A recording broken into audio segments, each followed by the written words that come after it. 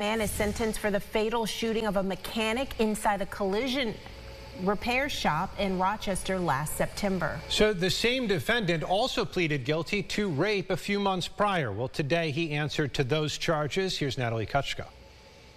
30-year-old Christian Romero Warren was working at a collision shop on Rochester's Hollenbeck Street on September 18th when he was gunned down by 24-year-old Angelito Diaz Escalera. Romero Warren died at the scene. He was the person that gave them all.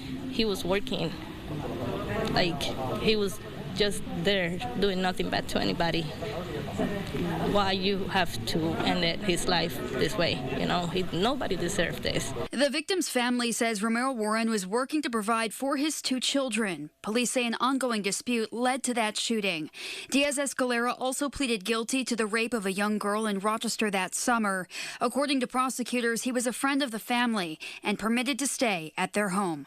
He'll spend 30 years in prison for both crimes. There could never be enough time when thinking of these families and what they've lost, but I'm happy with the amount of time that he will be spending in the Department of Corrections thinking about what he's done. Monroe County Assistant District Attorney Janet Jalen credits thorough police work and biological evidence in both cases for a speedy resolution for the families. Romero Warren's loved ones are thankful for closure, but are still seeking answers in the wake of their loss. Christian was so full of dreams and joyful. He was always happy. It doesn't matter how bad the situation was, he was always happy. That's what we missed the most. There's a lot of questions that are like, we have no answer for it, you know? But God have a plan. That's all we know.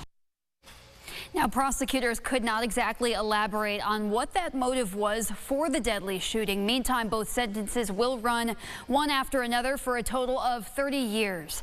Diaz Escalera will also be required to register as a sex offender, and an order of protection was issued for the victim. Reporting in studio, Natalie Kutchko, News 8.